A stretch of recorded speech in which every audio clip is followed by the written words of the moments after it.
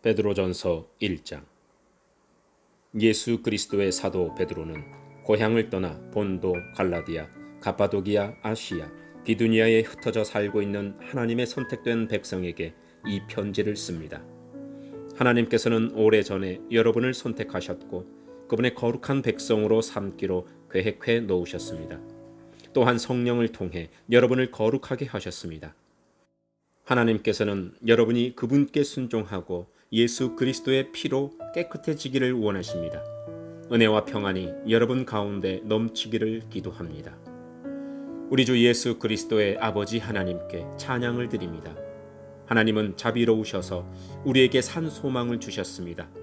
죽은 자 가운데서 예수 그리스도께서 부활하심으로 우리는 새 생명을 받은 것입니다. 이제 우리는 하나님께서 그분의 자녀들에게 주려고 준비해 두신 복을 소망합니다.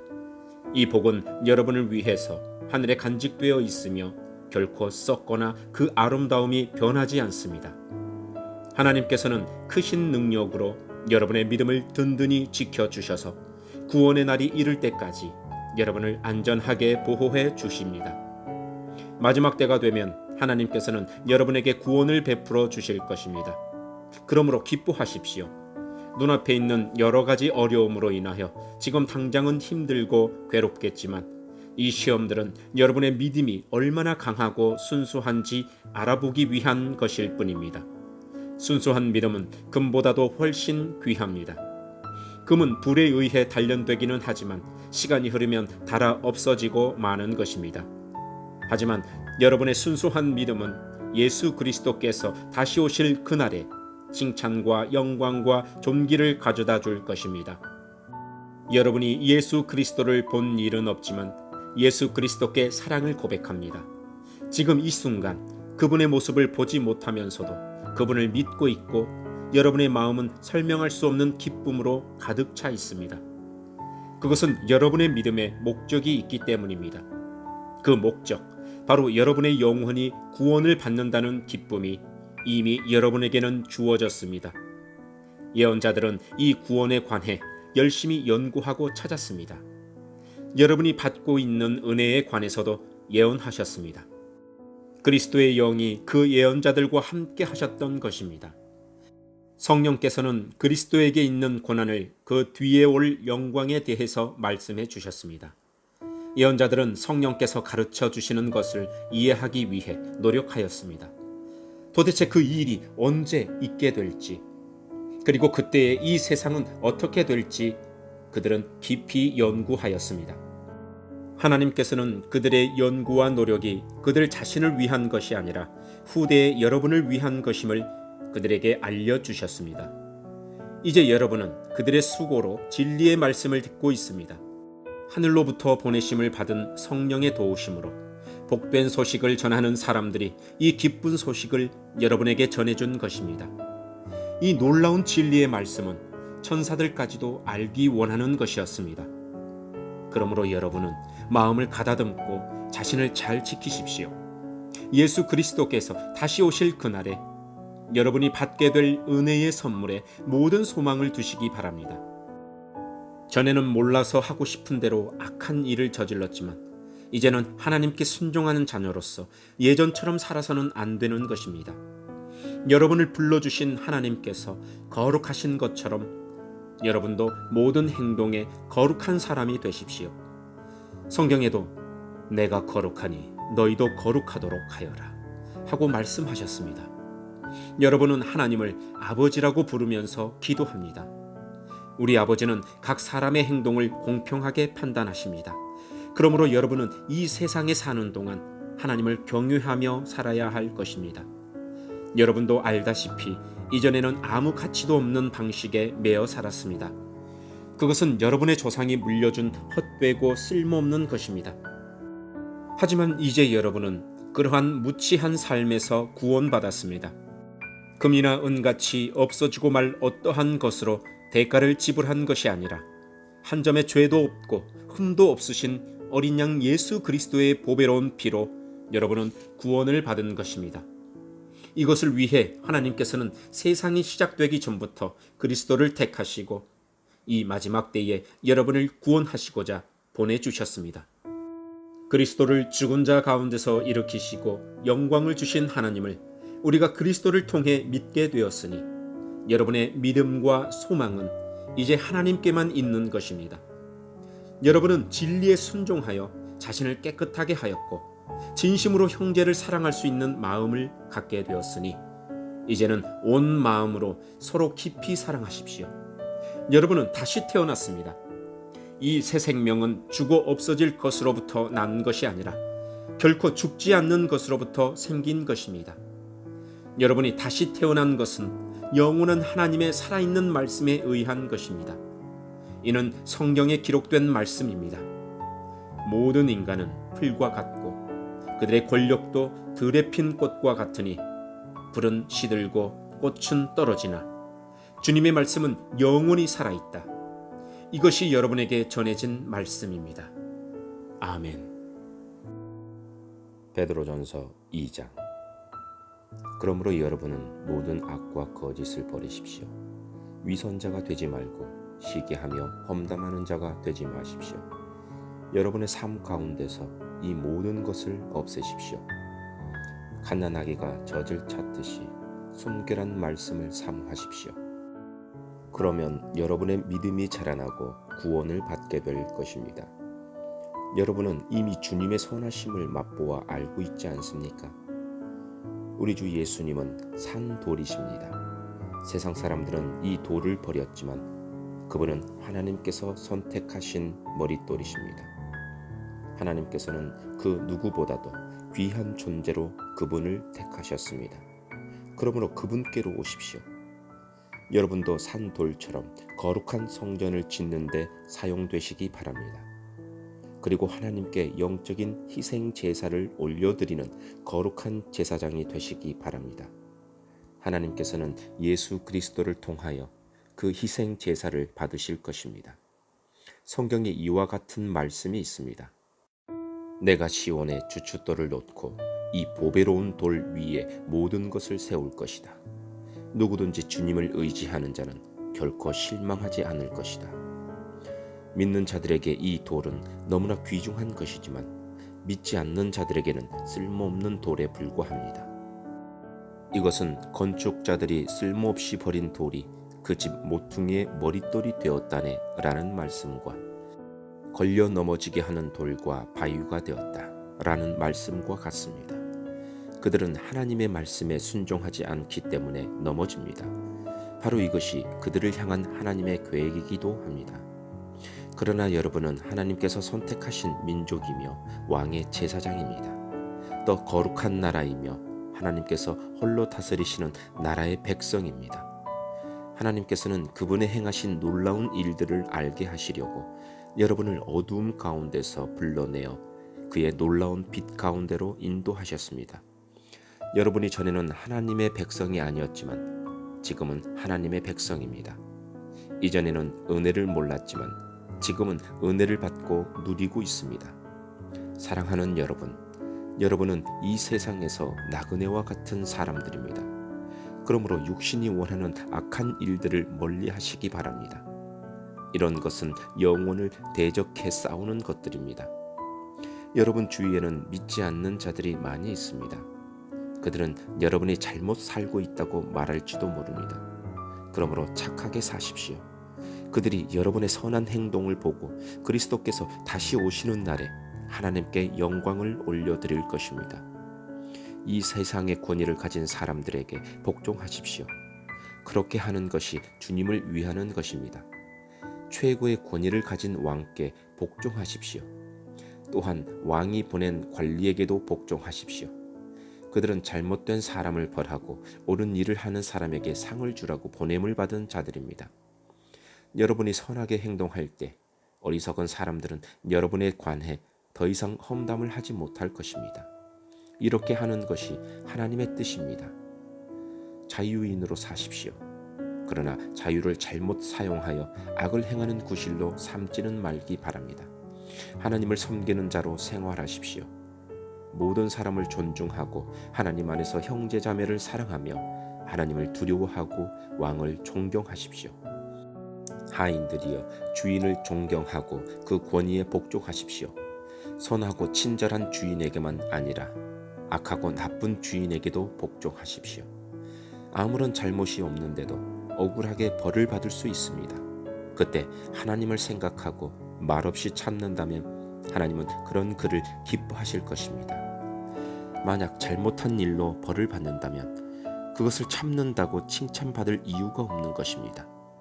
여러분이 선한 일을 하고 고난을 받을 때 인내할 수 있다면 그것은 하나님 보시기에 참으로 아름다운 일이 됩니다. 이것을 위해 여러분은 부르심을 받았습니다.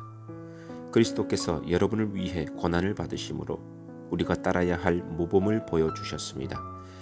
그러므로 그리스도의 발자취를 따르십시오.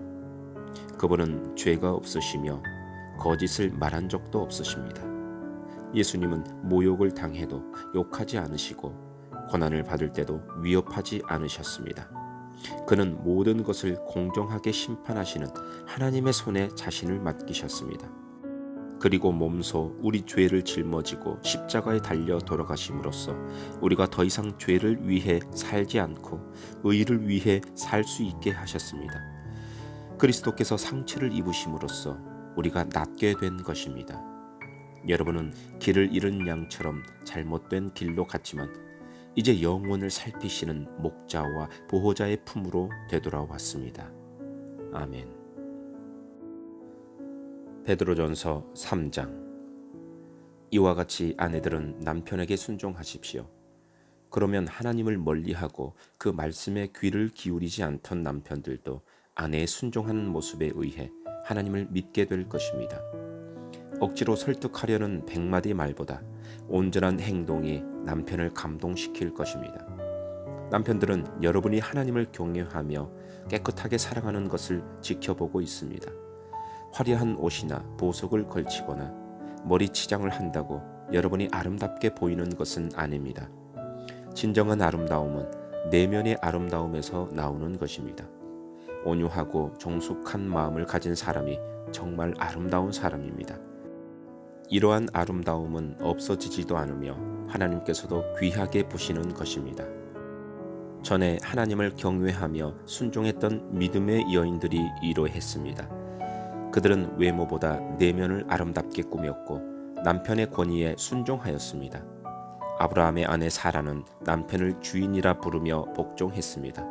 여러분도 바르게 행동하고 두려워할 것이 없으면 사라처럼 아름다운 그녀의 후손이 될 것입니다. 마찬가지로 남편들도 아내를 잘 이해하고 돌보아 주며 살아가십시오. 아내를 존중해 주시기 바랍니다. 아내는 남편인 여러분보다 더 연약합니다. 그러나 하나님께서는 여러분에게 주시는 것과 똑같은 은혜인 참 생명을 아내들에게도 주셨습니다. 아내를 소중히 대함으로써 여러분의 기도가 막히지 않도록 하십시오. 마지막으로 여러분 모두에게 부탁합니다. 서로를 이해하고 한 형제처럼 사랑하며 한 마음으로 서로 따뜻이 대하며 겸손하십시오. 해를 입었다고 도로 보복하지 말며 욕을 먹었다고 그 사람을 욕하지 마십시오. 오히려 그 삶을 축복해 주십시오. 이것은 여러분 자신이 축복받는 인생을 누리도록 부르심을 받았기 때문입니다.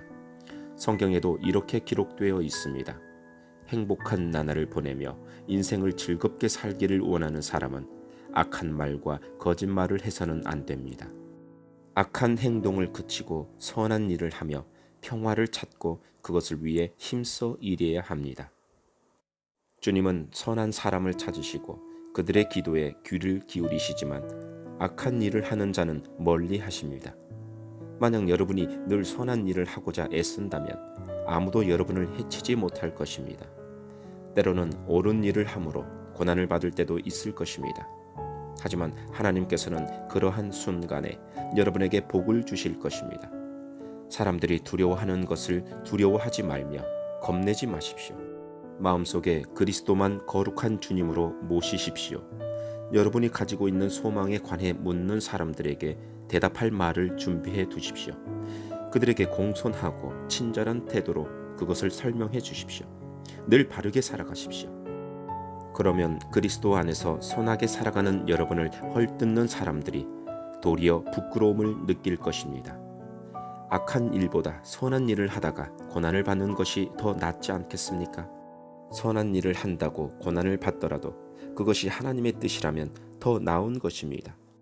그리스도께서는 여러분을 위해 죽으셨습니다. 그리고 그 한 번의 죽으심으로 여러분의 모든 죄를 담당하셨습니다. 죄가 없는 분이시지만 죄인을 대신하여 돌아가셨던 것입니다. 그것은 여러분 모두를 하나님께로 인도하기 위함이었습니다. 육체는 죽었지만 성령 안에서 다시 살아나셔서 갇혀있는 영혼을 찾아가 말씀을 전하셨습니다. 그들은 오래전 노아 시대에 하나님께 불순종했던 사람들입니다. 하나님께서는 노아가 방주를 다 짓기까지 오랫동안 그들의 악한 행동을 참으셨습니다. 그 홍수에서는 오직 8명만이 구원함을 받았습니다. 그 홍수는 이제 여러분을 구원하는 세례와 같은 것입니다. 몸을 깨끗하게 씻는 것이 아니라 선한 마음으로 하나님께 내 삶을 드리며 정결하게 살기를 약속하는 것입니다. 바로 이것을 위해 예수 그리스도께서 죽음에서 부활하셨습니다. 지금 그리스도께서는 하늘에 올라가셔서 하나님의 오른편에 앉아 계시며 모든 천사와 권세와 능력을 다스리고 계십니다. 아멘. 베드로전서 4장. 그리스도께서도 고난을 받으셨습니다. 그러므로 여러분 자신도 그리스도와 같은 마음으로 무장하십시오. 고난을 겪은 사람은 죄와 관계를 끄는 사람입니다. 여러분의 남은 생애를 사람들이 좋아하는 악한 일을 하면서 보내지 말고 하나님이 원하시는 일들을 하며 살아가십시오. 이전에는 믿지 않는 사람들이 좋아하는 일들에 너무나 많은 시간을 낭비하였습니다. 방탕하고 악한 욕망에 사로잡혀 술 취하고 흥청망청 떠들며 우상하게 절하고 경배하였습니다. 이런 것들은 지나간 때로 충분합니다. 믿지 않는 이들은 자신들이 하는 방탕한 생활에 끼어들지 않는 여러분을 이상히 여길 것입니다. 또 경멸하고 비웃기도 할 것입니다. 그러나 그들은 자신들이 저지른 잘못들을 산자와 죽은 자를 심판하시는 하나님 앞에서 낱낱이 말하게 될 것입니다. 그래서 지금 죽어 있는 자들에게도 복음이 전해졌습니다. 모든 사람과 똑같이 그들 역시 죽음의 심판을 받을 것이나 영으로는 하나님과 함께 살게 하기 위해서 그들에게도 복음이 전파된 것입니다. 세상의 종말이 가까워 오고 있습니다. 마음을 깨끗이 하고 침착하십시오. 그리고 정신을 차려 기도하십시오. 무엇보다도 서로를 깊이 사랑하십시오. 사랑은 다른 사람의 허물과 죄를 덮어줍니다. 불평하지 말고 서로 대접하십시오. 하나님께서는 여러분 모두에게 성령의 선물을 허락해 주셨습니다. 또한 각자에게 특별한 다른 선물을 주심으로 하나님의 은혜를 알게 하셨습니다. 그러므로 하나님의 선물을 가볍게 여기지 말고 착한 종처럼 남들을 돕는 일에 사용하십시오. 말씀을 전하는 사람은 하나님의 말씀만을 전하는 사람이 되고 봉사하는 사람은 하나님이 주시는 힘으로 남을 도우십시오. 무슨 일을 하든지 예수 그리스도를 통해 하나님께서 영광을 받으시도록 하기 바랍니다. 그분에게 영광과 능력이 영원토록 함께 하기를 바랍니다. 아멘. 사랑하는 여러분, 고난을 받는 중에 당황스러워하거나 놀라지 마십시오. 그것은 여러분의 믿음을 시험하는 것입니다. 그러므로 여러분에게 이상한 일이 일어나고 있다고 생각하지 말고 그리스도의 고난에 참여하게 됨을 기뻐하시기 바랍니다. 그리스도께서 영광 중에 다시 오실 그 날에 여러분은 기뻐하고 즐거워할 것입니다. 그리스도의 이름 때문에 모욕을 받는다면 그것은 도리어 복입니다. 이는 영광의 영이신 하나님의 성령이 여러분과 함께 계시다는 표시이기 때문입니다. 누구든지 사람을 죽이거나 도적질하거나 다른 사람을 괴롭힌 죄로 고난받지 않도록 하십시오. 그러나 그리스도인이라는 이유로 고난을 받았다면 부끄러워할 필요가 없습니다. 오히려 그리스도인이라는 이름을 얻게 된 것에 대해 하나님께 찬양을 올려드리십시오. 심판의 때가 이제 시작되었습니다. 그 심판은 먼저 하나님의 자녀들로부터 시작합니다.